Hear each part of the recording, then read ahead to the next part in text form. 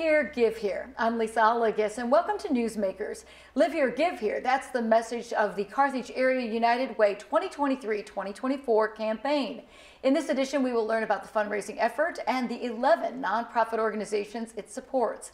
We begin with one of the campaign coordinators, Kaylee Weiss, who is the chair, and Kelly Humble, a member of the committee as well. Welcome, ladies, for joining us today. Thank you for having us. So what is the overall goal this year for the Carthage United Way? Our goal this year is to raise $250,000 for the agencies in our area. And this is a year-long campaign, correct? Yes. So tell us a little bit about how many agencies you serve and kind of what's the mission of the whole effort. We serve 11 agencies in the area, Children's Mercy, Children's Haven, the Crisis Center, and it's all just to help them be able to give back to the community and help those that need the assistance. So your chair this year, how did you get volunteered for this position? I was asked by some board members that I had met throughout other networking events and other involvement in the community, and they had asked a few years ago if I'd be interested in co-chairing, and I was happy to do so and had some great guidance from the current chair during that time. And she's on the board still now, so she's kind of helped me along as the campaign chair, and then now I've got to bring Kelly on as well, so she'll get to take over in my position next year, and then hopefully we'll have her join the board as well. It's a big responsibility. Tell us a little bit about the mission and why you wanted to be part of the United Way. So our mission really, like Kelly stated, is to support anyone in the community that needs assistance that may be reaching out to some of these agencies or may not even know that those agencies are available.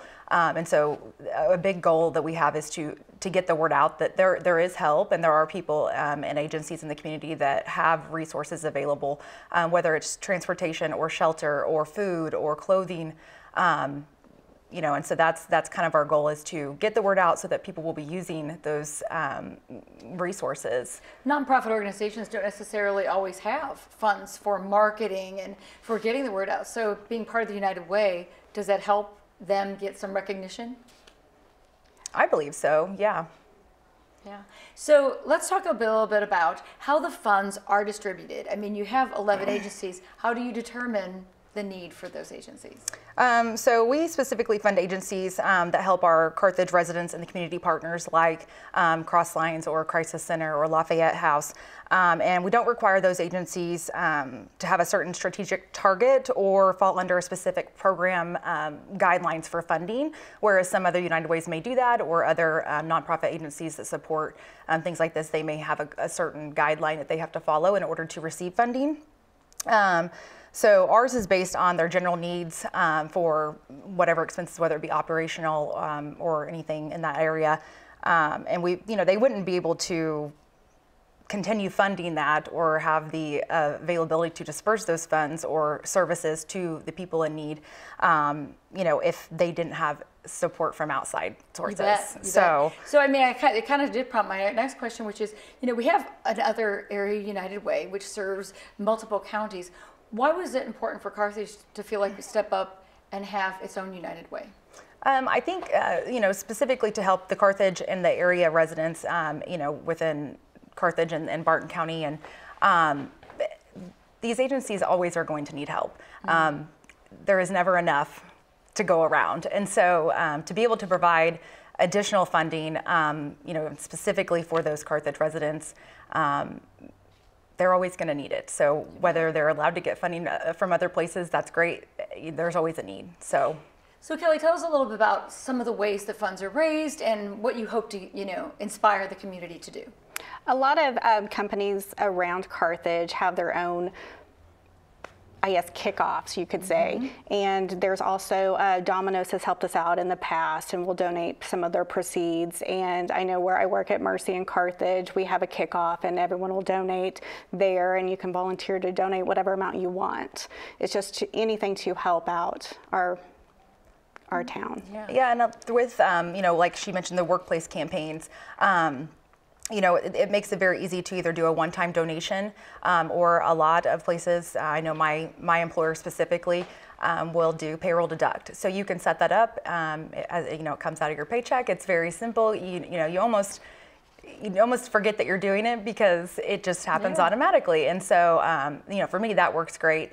And so I like that there are still employers that will do the payroll deduct for that. And so, and then, you know, with the workplace campaigns, we have people that will do, you know, pay $5 to wear jeans on Friday, or let's do a contest throughout, you know, with your employees and raise money throughout your workplace, and then that gets donated back to United Way. And so I think a lot of people, the more fun you make it in the workplace, the more willing they are to participate. And then they know that, you know, they know exactly where the money's going. They know that these are the 11 agencies that their money is going to, and these are the community residents that they're helping. Yeah, and you mentioned that they can possibly use them for operational needs, and that no strings attached a little bit. Kind of, how important is that? Extremely important. When there's restrictions for funding from other sources, it can cause issues for the agency to get approved for any of the outside source funding.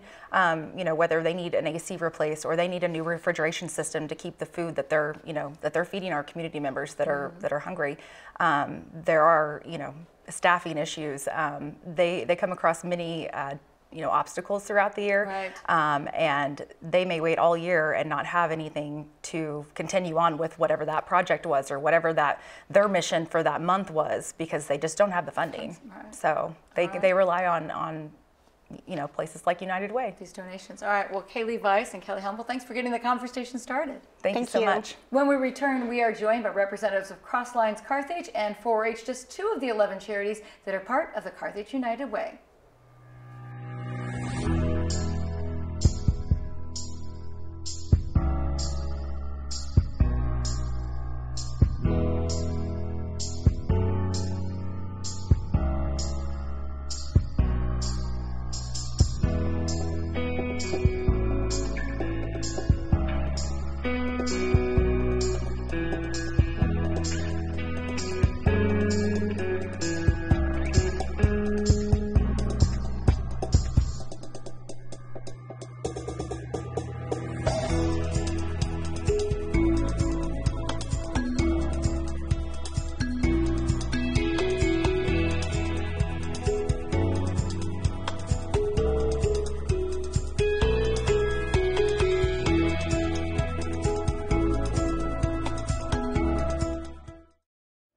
Hello from the studios of KGCS TV. I'm Lydia Carlson, a communications major here at Missouri Southern. We're making lots of changes to modernize the TV station and bring you better quality video and content. But we need your help. We want to find out how you watch KGCS and what you like to watch. So we'd like you to take a quick questionnaire. It's as simple as holding your phone over the QR code on your screen. That code takes you to a link where you will see a short survey. If QR codes aren't for you, find a link to the survey on our Facebook page. Thanks for watching KGCS TV. 11 nonprofit organizations share in United Way funds raised through the annual Carthage campaign. Joining us to discuss how that makes an impact are Tony Smith from Carthage Crosslines and Janie Garner with the local 4-H club. Thank you both for joining us. Thanks for having us. Thank you. Tony, what would you say are some of the biggest struggles that you would have without United Way help? I mean, we talked a little bit earlier about operational cost. How does this make such a big difference to have the United Way funds? So when I started, I was very surprised that, you know, I can write grants all the time for things, walk-in coolers, etc. But we can't write grants for overhead, which includes the utilities, internet, gasoline in our vehicles that picks up the donations, etc. And so that's really difficult to come for the overhead cost. So United Way, how they fund us is so very valuable. So the check that we receive from them on a monthly basis helps with those costs, offset those costs for sure. Without them, we would really be hurting for those things. I mean, you're doing all kinds of good work. Tell us a little bit about Crossline's mission and how you help the community. So, excuse me, our mission is to help supply nutritious food and household essentials, which include clothing, diapers, linens, dishes, all of those things, including we have a a birthday gift area and when it's a child's birthday month, they can come and choose, the parent can choose at least 2 brand new gifts, including the 4-H, which helped us with all the things to make a birthday cake. And so we're going to turn that area into a Christmas gift area in December for our kiddos. So a lot of times you have volunteers at both of your organizations. Tell me, Janie, how we talked about operational costs. How does it help the 4-H in that way? As far as operational costs on 4-H, my job is actually partly paid by our Extension Council, which is funded by the county. It's without the 4-H or without the funds from the United Way, my job would or could be put down in hours. So right now I'm full-time, but depending on the funding from United Way, if we get those funds, that helps with the salary for my position. It also helps with sending kids to different state events, with camps. We offer college scholarships for our youth. So there's a lot of that stuff, like she said. You can do grants for things, but as far as paying for other things, that's where the United Way really steps in and helps out a lot. And part of what you're talking about is the experience that kids might have in 4-H. I mean, going to a state competition is really something that's a really good educational experience for them. Tell us how many students are involved in your 4-H. We have about 200, and we have 9 different community clubs in Jasper County this year. So what are some of the activities they would be doing in those clubs? The state events we have, we have like a meats judging, livestock judging, there's shooting sports events, there's horse judging, hippology, and all those, public speaking. So in all those that we help them pay for transportation to get there, pay for an overnight stay, pay for their fees. So there's a lot of stuff that goes behind the scenes to get them there. To make it all possible. Yes. So what would you say to those who might be considering donating to the United Way as to the difference it can make for your organization and others like yours? Absolutely. Also, about how almost 50% of our people are senior citizens. You don't know if it's your grandma's neighbor, someone sitting beside you at church that is their cupboards are bare. They don't necessarily want to come to us. They have to come to us. And so with the cost of everything rising, to help them out with food, it is absolutely essential. Yeah. You guys, I mentioned volunteers. I mean, how does it make a difference also that you don't want to be asking everything of volunteers? I mean, how does United Way then support your efforts when you rely on volunteers a lot because you don't have extra employees? Right. Yeah, so for me, it's myself and one other employee who is a part-time employee. We have over 100 volunteers that come in, every day, once a month, whatever it is they come in. And without them, we definitely couldn't do what we do, up to and including going and picking up donations, sorting things, stocking things, unloading the semi when it comes from Ozark Food Harvest, all the above. And so I always welcome people at any time to come and take a tour. You don't know what we do unless you come and see what we do. And those are things that some people in the community might not realize, and it's helpful to have the United Way to share all the different resources like yours that are available. Yes. So talk to me about things that might all of a sudden become a funding oops or a funding problem where something might go wrong. I mean, gas prices, they do go up, and you do a lot where you have to drive and pick up donations. So, we, for the United Way budget, we make it at the beginning of the year prior. And so just like you just said, last year when I calculated what we would need for gasoline for a year, doubled, with the price going from $2 a gallon to $4 a gallon for most of this year. And so that was obviously an oops. And also with all the other inflation things that's happened, our numbers have more than doubled in the people that we're serving. Right now, I took a picture of our pantry yesterday. It is absolutely barren in canned goods. And so those things, we can't account for what's happening in our world, food, gas, and all the above. So donations always help, and donations can give you the funding you need to keep the operations running. Yes. Excellent. So Janie, tell us a little bit about some of the things that might also need to be purchased through 4-H, or even do you have a location that you have to kind of keep running? Our location is actually paid for. We're in the courthouse in Carthage, so the county covers those costs. But as far as things to buy, we are trying to start some programming in the schools. So hopefully that's going to be planned ahead in our next United Way funding. We're going to include some of those things to help get some more programming into the schools, like embryology and things like that. So I can go to the schools and, show the kids different aspects of what 4-H could be. Excellent. Well, thank you both for being here. Thank you. Tony and Janie, thank you for giving us the perspective of the charities that benefit from United Way. We appreciate you being here. Thank you. Thank you. Another organization helped by Carthage United Way is Community Support Services Early Childhood Learning Center. As we go to break, we learn about its mission and see United Way funds put into action and making a difference for families. Welcome to the Community Support Services Early Learning Center. Kids play here like they do at any daycare or preschool. But for students like 2-year-old Javier, who is nonverbal, there are therapies and special approaches to learning. Say, I want drink. I drink. Look, you put I. Nope, that's probably cheese. Do drink. Put it right here. Okay. Thank you. Thank you, sir.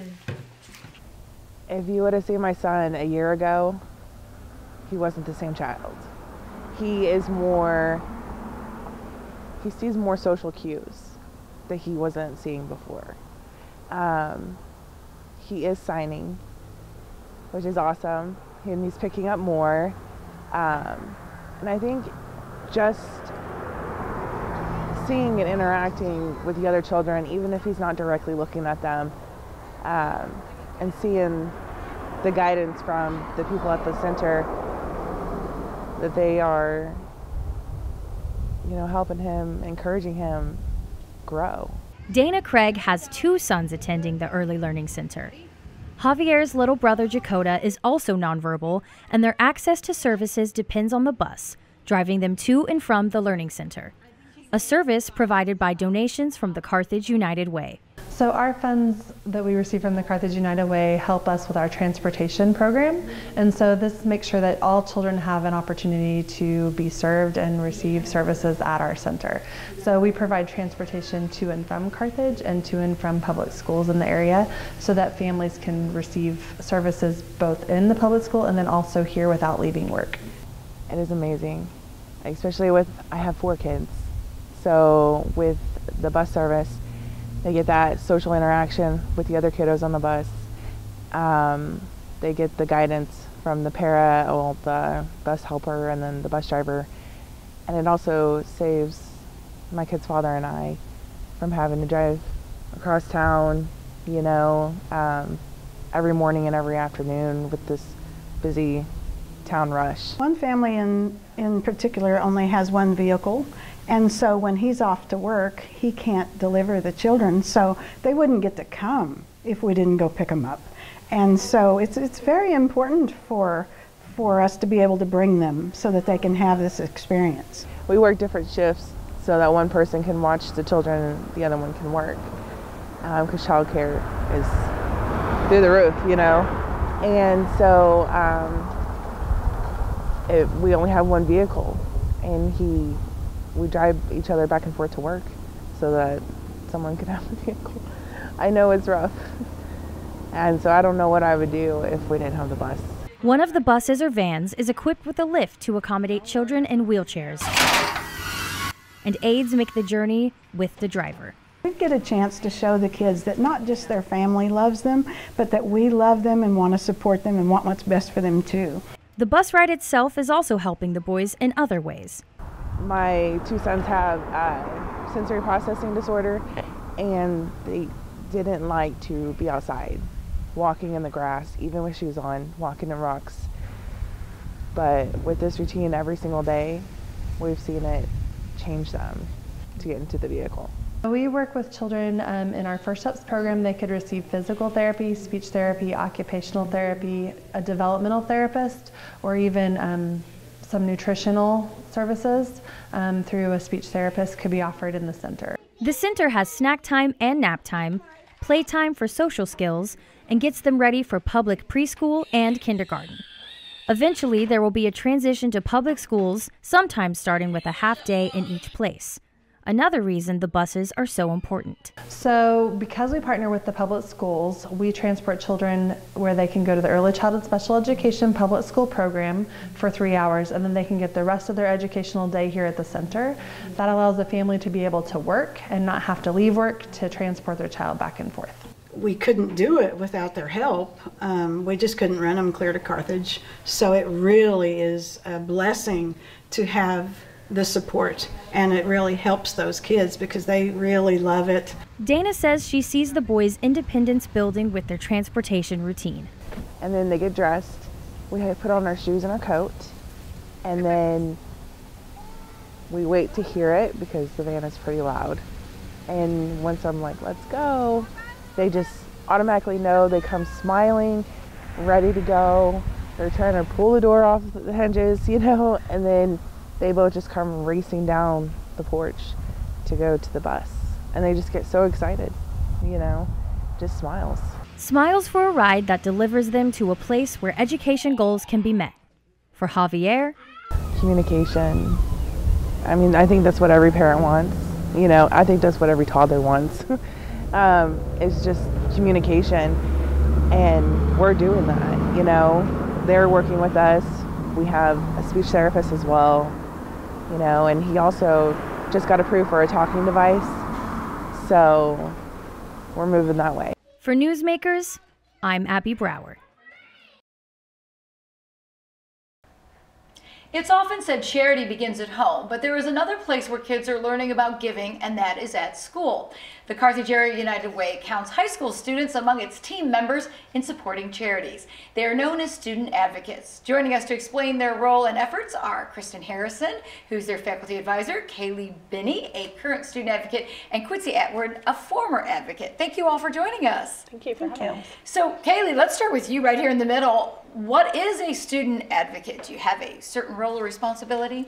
A student advocate is someone who gets to help fundraise for United Way, but we also get to help be an example for other people at our school. Why do you think it's important to show other students that charity is important? I think it's important for students to know that the importance of giving and giving to others while also helping get involved in the community and build our community. Kristen, how does this operate at the high school? Students are recommended through faculty and peers, and we have monthly meetings. We get together, we work with United Way to do fundraising and try to help in the community with some of the events that they host. So is the fundraising done at the high school, or you kind of do the students leave the high school to go be part of the community events? We do a lot of our fundraising on our own. So we have a big Shakespeare pizza, we do Jean Days, but then we also do canned food drives, snack drives for the local agencies as well. Awesome. Kaylee, do you have a certain charity that you admire, why you wanted to be part of this group? Yes, there is one place that I have really enjoyed working with, and that is Children's Haven. Last year we went and got to cook for them, and just getting to know them and talk to them is something that I won't forget. So Quincy, you were one of the first student advocates. Tell us what it was like to start that program. Man, I was really honored. So my grandma, Jenny Mansfield, was actually the United Way chair at the time. And we were looking for a way to just be creative and find ways to get the students more involved. And so I got to be kind of at the floor level of getting it kicked off. And so it was so fun to see the excitement and growth of just, getting kids involved and learning about things that are in your hometown. Sometimes when we think about it, we think big picture, and you don't realize that these needs are in your hometown too, and being able to help at that level. Do you think that's important for high school students to get that message of, hey, your life might be rosy and you might have all the things you need, but right around the corner or down the street, someone really might be hurting? Absolutely. I think it's a huge perspective thing, because you forget, that, it's just easy when you live in a bubble, especially in a small town, right? I feel like sometimes we think those are big city problems, and it's not. You have no idea what somebody's walking through and what's going on in their shoes. So I think just that reminder to be kind and to be generous wherever you can be. It's a blessing to be a blessing. So. Yeah. And then the end result is you, as an adult now, who long graduated high school, you're involved in a different way. Tell us how you're involved within as the community and as part of a business. Absolutely. So I currently work at Specialty Risk Insurance, which was my dad's insurance agency. But with that, I've been given the ability to be the small business division leader this year for United Way. And that is just, it's been fun to see it kind of come full circle, because it's always been a passion of mine, right, to serve, right, wherever I can be, just to serve where I am. And so getting this honor it was exciting for me. Yeah. Do you all feel it's important to instill an attitude toward giving at a young age? Do you think it makes a difference, Kristen? Yes, I think it makes a big difference. It makes them be a part of their community, and they're our future leaders, so they need to be a big part of that. Kaylee, do you feel students are not necessarily always empathetic? I mean, do you think this is something that they need to be reminded to do? Yes, I definitely think it's something that we need to be reminded to do. Yeah, why is that? Oh, I think a lot of students don't understand what some of it, like their peers or just other people in the community, like what they need. And so I think having that attitude of giving also instills in us as when we get older. And if we had that attitude of giving when we're younger, then that's how we're going to be when we're older. Yeah. What would you say are the personal rewards of being a student advocate? You first, Kaylee, and then Quincy. Getting to be a student advocate it's a big opportunity. I mean, you're getting to fundraise, and you're also getting to build your community, and you have the attitude of giving, which also like leads other people to want to give too. So that's setting an example. Yeah. Quincy, do you feel it's a rewarding thing? You know, I do. I think being able to give is a rewarding thing, and being able to give your time, effort, whatever that is, right? Whether it doesn't have to be your finances, but just the opportunity to serve has been, I mean, that was absolutely. So, and then how do you all, what were your roles and responsibilities when you first started? I mean, did you organize events, or did you guys, I mean, as students, how much of it does it take to get other students involved? So I'll start. When I started, we didn't really have, a teacher leader at that time. And so it was kind of like boots on the ground, whatever we needed to do to get it going. And so it was, we had a couple from each grade at that point, and we really got together and put our heads together on different fundraising ideas. I think we made an enormous amount of puppy chow in the time I was there. But finding different ways and just creative of how can we, we weren't going on site to these agencies yet at that time, so we were just truly fundraising, and so finding different creative ways to do that. Yeah.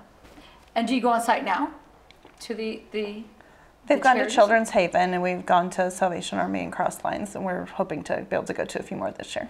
And do you think that's eye-opening, Kaylee, when you go to those places? Yes, it's definitely eye-opening. I mean, going to Children's Haven, like you have no idea that these people are going through what they're going through. So going there and seeing that, it's eye-opening, and it just makes you want to give even more. More involved. All right. Well, tell me a little bit about how many students you have as part of this program, and is it a growing program? We started off, when I started it, we had about 8, and we try to keep between 15 and 20 right now. Excellent. Yeah. So boots on the ground. Yes. Thank you all for joining us today and telling us all about the Student Advocate Program for the United Way. Thank you. Thank you. Thanks for having us. And that wraps up this edition of Newsmakers. Thanks to our guests, and thank you for watching.